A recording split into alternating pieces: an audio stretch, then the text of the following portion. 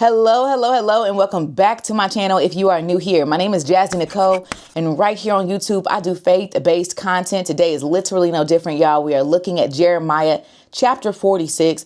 This is a very long chapter, and it flip-flops, so I was kind of thrown off by reading it, but I hope that this message comes across. I pray that we continue to seek God's understanding throughout his word, and I'm excited to share with you what I did get from this chapter. Because again, it's a very long chapter and it does have some correlating information in there that we can definitely apply to our lives. So I'm excited to get into it. If you are new here, baby, welcome. Do not be shy. Let me know that you are new here because I do want to personally welcome you to the page. And if you are looking for a Bible study bestie, I got to tell you, baby, you've landed on the right page. This is where we get into the word of God together because there's literally nothing better than getting into his word. Amen. Amen. If you have been around for a while, good evening, good morning, good afternoon, y'all. It is a pleasure to have you here yet again. And without further ado, let's get into Jeremiah chapter 46.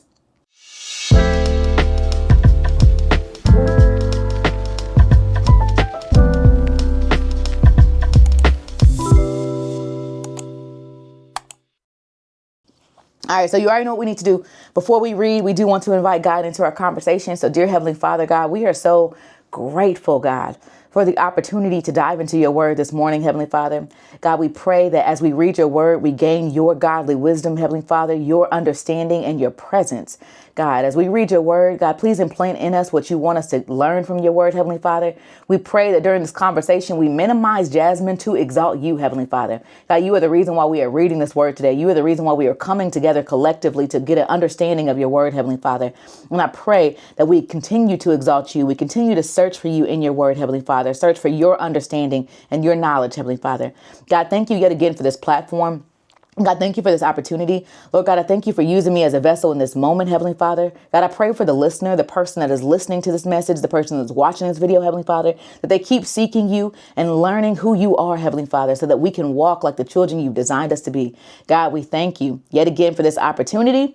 In Jesus' name we pray. Amen. All right, so boom. Let's get into a brief intro of the book of Jeremiah. So Jeremiah was called into prophecy around 627 BC. What we're going to see in chapter 46 is a prophecy for 605 BC. That's one of the prophecies that we are going to encounter. But roughly this time we could say is around 605 BC, just to put a timeline to it. We know that Jeremiah was called to be a prophet during a time where there was spiritual and political decline. The priests were not priesting, baby. The prophets was out here lying stink. Okay, lying, saying they heard from God, but really didn't. We know that Jeremiah was a prophet during the last 5 kings of Judah. So that was, the fifth and final king was King Zedekiah. This is during the reign of King Jehoiakim, which was not a good man. Not a good man, Savannah. That's really important for us to know. But what's very interesting is this prophecy in chapter 46 is primarily to the Gentiles. It's not to God's people all the way. There's a part that is speaking to God's people, but this is to foreign nations. He's talking to the Gentiles. Very, very interesting. It's also interesting that he started with Egypt. And from what I researched, the reason why this prophecy started with Egypt is because 4 years prior, Egypt had unalived King Josiah. So he started with Egypt, but we also know a lot about Egypt from reading the book of Genesis and the book of Exodus when the Israelites were taken out of Egypt. So it started with Egypt, but this is addressed to all nations, which again, extremely interesting. So without further ado, y'all, without too much information, let's get into verse number 1. All right, verse number 1. And it says, the following message is given to Jeremiah, the prophet from the Lord concerning foreign nations. So what you're about to experience, what you're about to see is these prophecies between verses 2 through verses 26 are for foreign nations. This is not for the people of Israel 100%, right? Now, this is being addressed to Egypt, and I do want you to see the cockiness of Egypt. I want you to see that Egypt was known for winning, right? They were known for winning. And so you're going to see the cockiness of them in a moment. I'm going to show you verse number 2. Then it says, this message concerning Egypt was given in the 4th year of the reign of Jehoiakim, son of Josiah and king of Judah, on the occasion of the battle of Carchemish. I could be saying that wrong. When Pharaoh Necho, king of Egypt, and his army were defeated beside the how do you say this? Euphrates, there we go. Euphrates River by King Nebuchadnezzar of Babylon. All right, verse number 3. So look at their cockiness. It says here, prepare your shields and advance into battle. Harness your horses, mount your stallions, take your positions, put on your helmets, sharpen your spears, and prepare your armor. This is prep work. So we know that there's a battle that's going to occur, that is occurring near the Euphrates River between Egypt and somewhere else, right? This Egypt and the king of Babylon. It's occurring near the Euphrates River. God is telling them, this is a part of the prophecy. He's go ahead and prepare yourself. Put on your outfit, harness get your stallions mounted. Egypt was known for their stallions. They were known for their horses. Get yourself ready for battle. Do what you got to do. I want you to get all dressed up and ready, right? I want you to get prepared, honey. Okay. Then it says here, you're prepared, but look at verse number 5. But what do I see? So, right, God has a different vantage point than us. Sometimes we prepare ourselves for something that God never told us to get into. Right? We'll get all dressed up and ready for what God told us not to be a part of. This is very similar. This is very similar. Excuse me. Verse number 5, it says, but what do I see? This is God saying, I see the Egyptian armies fleeing in terror. What I see is the bravest of its fighting men run without a backwards glance. Girl, they running. They ain't even looking back. They running so fast. They track team, baby. Track team. They out of there. He's saying they are terrorized at every turn, says the Lord. Verse number 6, the swiftest runners cannot flee and the mightiest warriors cannot escape. This is what God sees. By the Euphrates River to the north, they stumble and fall. So again, Egyptians were very cocky. You're going to see a little bit more of that in a moment. They were very cocky. They thought they could win every battle they fought. And God is saying you're going to fight near the Euphrates River. You're going to prepare yourself like you're going to win. But what I see is that a loss is coming your way. OK, again, this is a prophecy towards the foreign nation, Egypt. Now, let's keep going. Verse number 7.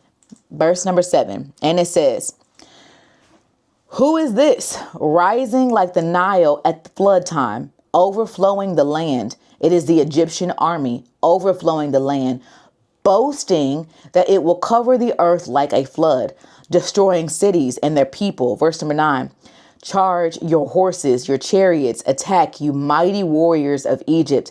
Come, all you allies of Ethiopia, Liberia, Lydia, and who are skilled with the shield and the bow. Verse number 10, and it says, for this is the day the Lord of heaven's army, a day of vengeance on its enemies.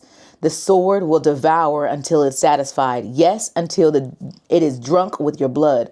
The Lord of heaven's armies will receive a sacrifice today in the north country beside the Euphrates River. So I'm going to stop for a moment. Verses 7 through 9, you also see the cockiness of Egypt. And this is why I say it's so confusing, because it goes from one part where he's saying, prepare yourselves, go ahead and get ready. Then it says, you're going to face destruction. Then it says, you're walking in cockiness, but you're going to face destruction. Do you see that? I hope you see that. So what we're seeing here is this prophecy. We're seeing the heart posture of the people of Egypt and what is actually going to occur to them. God is saying that you are walking through this season boasting like you're going to win, but in all actuality, you're going to fail because you're not following after me. Remember, these are the Gentiles that we're speaking to. This is showing the cockiness of Egypt. And we've seen that. And this is what's going to happen as a result of what they did to King Josiah. Very important for us to see that. So we are on verse number 11, and it says, this is God giving back their truth. OK, this is God giving back them their truth. He says in verse number 11, go to Gilead to get medicine, O virgin daughter of Egypt, but your many treatments will bring you no healing. Then it says, verse number 12, the nations have heard your shame. The earth is filled with your cries of despair, and your mightiest warriors will run into each other and fall down together. What do you see here? You see that they think that they're going to win. They're preparing themselves for war. They're boasting on their way. But God says you're not going to receive victory. And in fact, you're going to run away scared. In fact, you're going to go look for medicine, but it's not going to heal you. This is a part of your punishment, Egypt, right? Now, let's continue. We're on verse number 13. Verse number 13 says, The Lord gave prophet Jeremiah this message about King Nebuchadnezzar's plans to attack Egypt. Again, this is why this is very interesting, because verses 1 through 12, were about the war that occurred, next to the Euphrates River with Egypt. This was one incident. So what you see in verse number 13, this is actually a different prophecy. This is a different event. This is a different instance where King Nebuchadnezzar attacks Egypt. This is another prophecy. I don't know the time frame of this specific prophecy, but it is another one. Verse number 14, it says, shout out to Egypt, publish it to the cities of Megal, Memphis, Tapaneus, mobilize for battle, for the sword will devour everyone around you. Verse number 15, why have your warriors fallen? They cannot stand, for the Lord has knocked them down. Verse number 16, they stumble and they fall over each other and say amongst themselves, come, let's go back to our people, to the land of our birth. Let's get away from the sword of the enemy. Verse number 17, there they will say, Pharaoh, the king of Egypt, is a loudmouth who missed his opportunity. Why was he called a loudmouth? He was called a loudmouth because he came to help Jerusalem, but he ended up running away. Jerusalem, Judah, they made alliances with Egypt. And so there were times when Egypt would try to come and help them. But they're saying here, Pharaoh's a loudmouth. He's a man who just be talking, but don't be about his business. He came to say he was going to help, but he actually ran away. So as a result of this second event in verse number 13 through the end of the chapter, they're going to look at Pharaoh like he's just a loudmouth, like he's just a man who just be talking, who missed his opportunity. Then it says right here in verse number 18, as surely as I live, says the king, whose name is the Lord of heaven's armies, one is coming against Egypt, who is taller than Mount Tabor, or as Mount Carmel by the sea. Verse number 19. Pack up and get ready to leave for exile, you citizens of Egypt. The city of Memphis will be destroyed without a single inhabitant. Again, the second event, he is prophesizing that they're going to fail, that they're going to have to leave because of King Nebuchadnezzar going to win. Now we're on verse number 20. Verse number 20 says, Egypt is a sleek and beautiful heifer, but a horsefly from the north is on its way. Egypt's mercenaries have become like fattened calves. They too will turn and run. For it is the day of great disaster in Egypt, a great time for punishment. Verse number 22. Egypt flees, silent as a serpent gliding away. The invading army marches in, and they come against her with axes like woodsmen. They will cut down her people like trees, says the Lord, for they are more, for they are more numerous than locusts. Verse number 24, Egypt will be humiliated, and she will be handed over to the people from the north. Again, this is the prophecy of what's going to occur with Egypt and the Babylonian Empire. And that does come true. We will see that. Verse number 25. And it says, the Lord of heaven's armies, the God of Israel says, I will punish Ammon, the god of Thebes, and all the other gods in Egypt. Remember, those are false gods. I will punish its rulers, Pharaoh, too, and all who trust in him. Verse number 26. And I will hand them over to those who want them killed, to King Nebuchadnezzar of Babylon and his army. But afterwards, the land will recover from its ravages of Or. The Lord I have spoken. Now, we've seen the prophecies that occurred between Egypt. That was against the foreign nation. That was God speaking to the Gentiles. But I think this is so dope. This is the one that stood out to me. I ain't gonna hold you. After reading that entire chapter, verses 27 through 28 really stood out to me, because this entire chapter, God has been speaking to the foreign nations, but God always has a message in there for his children, right? So that his children are Israel, right? The New Testament invites Gentiles in to the family. But Old Testament is speaking to his people, the Israel, Jacob, right? So very, very interesting. And I think that we all can apply this message right here to our lives. So I absolutely love verses 27 through 28 because I just think it's fire. I think it's so good. Now, remember, Israel is also not doing the best. Some people in Israel are also in bondage. Israel is also sinning. Israel is also following false gods. They are still God's people, but they're not loving God the way that they should. They're worshiping false gods, right? Jacob, The nation is worshiping false gods. So this message to them, even though they're experiencing a level of punishment, is still a message of redemption. And I think it's so good. Okay, let's look at verse 27. He says, do not be afraid, Jacob, my servant.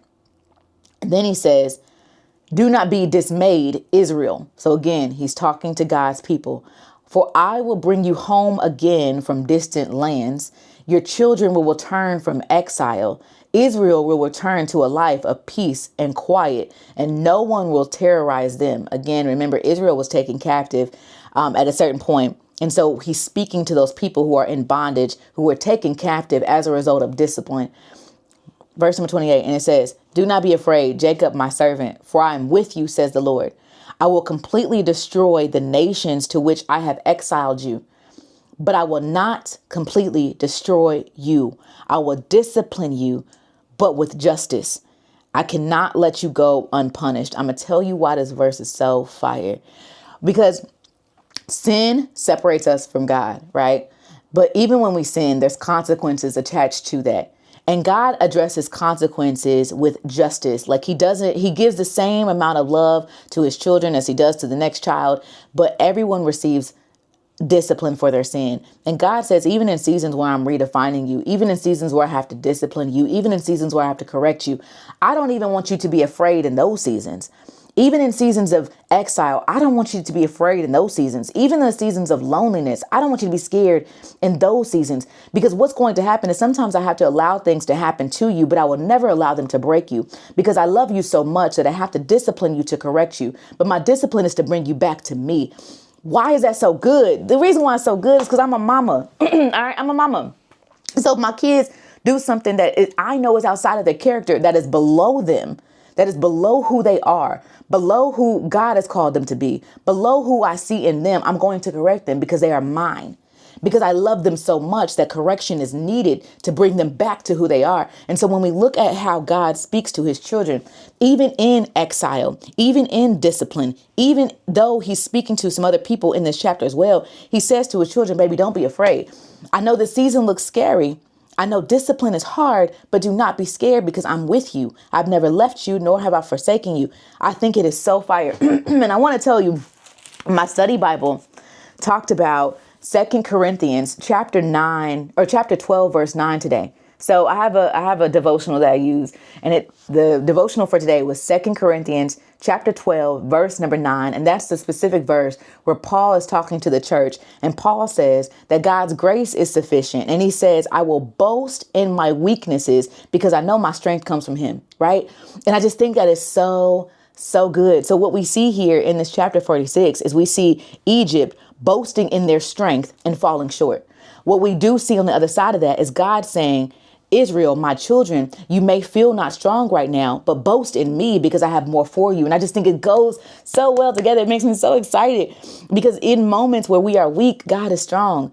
God's grace is sufficient. And we see his grace in verses 27 through 28 to his people that says, listen, you're in a season where you don't feel strong. You're in a season where you feel really weak. You're in a season where you feel dependent. But I got to tell you, I love you so much that my grace is sufficient even in this season. So much so you don't have to be afraid. You don't have to be scared. I will pull you through it. And I just love it. I love it. I love it. I love it. That's what I got from Jeremiah 46.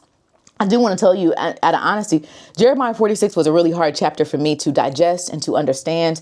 I did have to break it up into pieces, and I still feel like there's so much more in Jeremiah 46 that I may have missed. And this is why I tell you guys to read the word of God for yourself, but pray first and ask God for godly wisdom and discernment. What is God telling you when you read his word? Is he planting anything else inside of you? I'm so interested to hear it. So like always, let me know in the comment section what stood out to you in Jeremiah 46. What is God planting in your spirit? What did you pick up, baby? Let me know in the comment section, and I'm going to see you tomorrow on Friday for Jeremiah 47. I love y'all. Bye.